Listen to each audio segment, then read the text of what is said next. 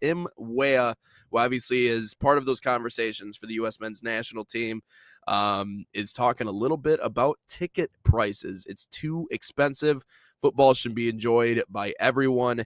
It's the most popular sport. He's not wrong there. The World Cup will be good, but it will be more of a show. And I'm gonna complete that thought. It will be more of a show, and it'll be less authentic because it's being played in the United States. Yeah. Okay, so you are going to get the rock concert vibe. We already talked about the musical performances. We already talked about the other things that they have planned. Right, this carnival style. Just this show, this rock concert that you're going to get if you end up going to the World Cup. Right, it's going to be a whole thing in and around it. It's going to be big, and they're going to do everything they can to get the money out of you, whether that be merchandise, whether that be live music, whether that be food, whether that be gas, whether that be hotel. I mean, you name it. Maybe a parking ticket because you weren't in the right place.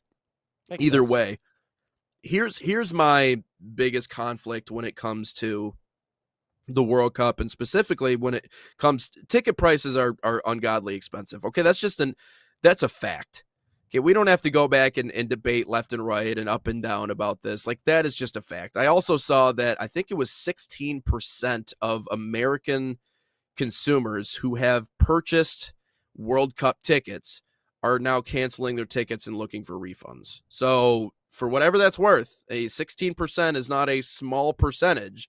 Like, that is, and I get, again, I don't know what that's attributed to. It could be attributed to a lot of things. But the biggest problem for me, and to this point, I can sympathize and empathize with European fans when they look at the game here.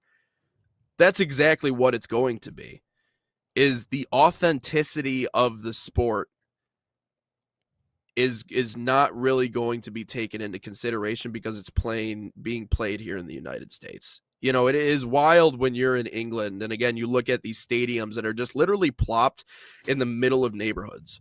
Like, some of these clubs, some of these teams just play in the middle of neighborhoods, and everybody from the neighborhood, they come out and they watch them, and they're passionate, and they fill out the stands for every single game.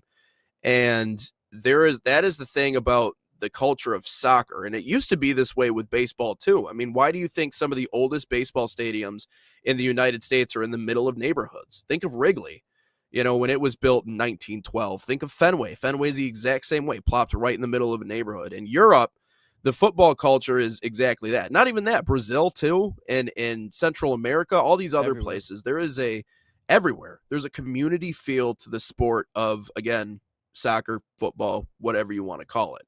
And it's affordable, and it's easily accessible. And the show component of it, there really is no show, because the show is what's on the field. If anything, it's the supporters that create the show. They're the ones that put the show on, whether it be the flares or the chants that they do. Like, that's where the entertainment value of the game comes from, is the game in the supporter section itself. It's everything that's wrapped into the actual 90 minutes that the game is being played. Here in the US, they're going to create so many distractions and so many things outside of the game just because, again, they want to play it up as the greatest thing that's ever happened in the history of the sport. I think it's easy to think that we could overcharge this a little bit. Like, it's the World Cup speaks for itself. It's the World Cup, right? It's the most, like, outside of esports in the esports World Cup, which, I mean, crazy the ratings that they get, sometimes more than the World Cup itself. But outside of that, the actual soccer World Cup, football World Cup, FIFA World Cup is the most, again, it speaks for itself. But I fear that we are trying to create something out of it that it isn't. And in a way, it kind of distracts from the actual product itself. It started with expanding the field and adding more teams, teams that, again, that we kind of understand, like, they're not going to win a World Cup. But if we bring them in and if we have more games, that means more money for everybody, more money in TV contracts. It means more money in terms of ticket sales and revenue that way. But now we're adding live music and we're adding all these other things on top of the fact that, again, the tickets are just so expensive. The authenticity of the game itself is going to take a real hit in the US when it comes to the World Cup. And I think that's the point he's trying to make. The dollar amount is one thing, but it just, I think, to a lot of people, who are used to a certain experience with football, soccer, are not going to get that experience here in the US. It's going to look a lot more like the NFL. It's going to look a lot more like the major professional American sports. You know, like in the NBA, There'll be too like many they sidebars. play. What's that? So there'll be too many sidebars. Like, look at the Too Super Bowl. many. Look at the Super Bowl. Yeah. There's like Yep. music outside the stadium before the game. Yep. There's obviously the halftime performance. We look at the commercials. Mm-hmm. We look at the celebrities on the sidelines. Like, there'll be, or up in the suites, I should say, or the sidelines, whatever. There'll be too much Yep. stuff. There'll be too much stuff outside of the game. Like, he's 100% right. That's what American business owners, all that stuff, sports, whatever. Like, they want to maximize the profit that they can. They want to Yeah. include musical guests. They want to include everything. They want to include all these different promotions. They want to include why do you think there's so many like different nights at the ballpark? Star Wars night, University of Michigan night, Yep. MSU night, all that Oakland night, CMU night. Like there's so many different promotions going on a daily basis, and we're going to see this all the time, especially in the LAs, the Miamis, the New Yorks. There's going to be so many different celebrities that the camera's going to constantly pan to. There's going to be so much Yep. extra stuff. Why do you think they're trying to add a halftime performance for the World Cup final? That's never happened. Sure, they add a musical performance at the beginning of the game, like before the game even starts, before warm-ups. Yeah, that's something a little bit different because that doesn't disrupt the flow of the game. But they're trying to add a longer halftime break to include a musical guest. Like, was it really necessary in the Lions-Vikings game to have Snoop Dogg perform halftime of the Christmas Day game? No. Was it really necessary outside of the Thanksgiving games and outside of the Super Bowl? That's how it should be. But are we really trying to add a Beyonce to a Texans halftime show? We really trying to add all that? No. It's just to maximize a profit. That's all this is, and it's gonna 100% be a show.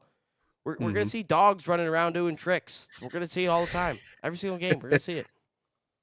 And people are like, "Well, you don't think FIFA's going to make their money?" I know FIFA's going to make their money. That's not the question. Like, of course they're going to make their money by hook or by crook. They always make their money, and so I guess they understand that. But that's exactly it, right? You hit the nail on the head, right? It's going to be everything. It's going to be the show around it.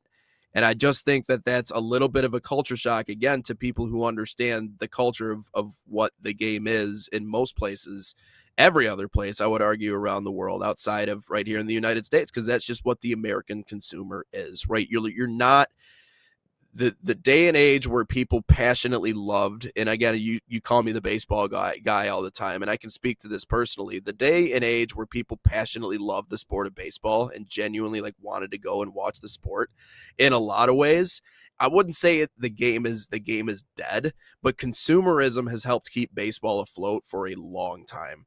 And the reason being is because we'll tell a bunch of families that, hey, Bluey and Bingo are coming out tonight, and that just so happens to be our most attended game of the year. I mean, we damn near won 100 games. Like, this is a team full of players who, 2017 was probably the most dominant minor league team with the Whitecaps and Tigers have ever had outside of this year. And so that means I'm going to guess anywhere from probably 10 to 15 of those guys we had on our team this year are going to make a major league roster at some point in their career. And that's a wild thing to say about a high A team, but that's the truth. But I can tell you that maybe 20-25% of our audience at the game actually was there because they're like, you know what? This Max Clark guy or this Kevin McGonigal guy or these dudes are going to end up making Detroit someday, and they're going to make a huge impact at the next level. And that's no offense to those players at all. That's just me realizing that, hey, this is just how American consumers are, right? Like, you have to give them something more than just coming out and watching a game. Me, I'm good. I'll just show up and watch the game. I'm good. Leave me alone. I just want to watch. Just, let me, eat my whatever and drink my beer. I'm good to go. But I'm not everybody, and so I think, especially with it being in the United States, it's all about the consumer and what else that they can give them. But I think that's problematic because it's not just Americans that are coming out to this. That's where I think they might disconnect with their consumer a little bit, because they're coming at it from the American perspective of all these sidebars, which works at American sporting events. Does that work for Europeans, though, or other people, or Central Americans, or like the other groups and cultures that are coming to the U.S. to watch this? Are they really all that invested in that? No, they're invested with the game. They want to That's see what the I'm game. saying. That's Like what they care about. like there was during the football game, the NFL games that were played overseas, which again I think is the dumbest thing that the NFL could do. I think it's you're taking You away don't a home like it? game. No, it's the dumbest thing that there Really? is. It's the dumbest thing. Hmm. You're taking away a I kind home of game like from the it. passionate fans. The I people that you're taking away a home yeah, game. Why do you think again, what the it's NFL true. should do is play all the preseason games overseas. Play every single preseason game overseas.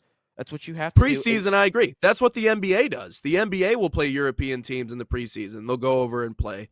well, they're play the Grizzlies were just overseas this past week. What I'll Yeah. say is this is the Europeans are there for just the product on the field. That's what they're there for. The in the south everywhere in the country is there or not the country everywhere in the world is there. The Europeans, the South Americans, they're there for the product. They're not there for all the extracurriculars.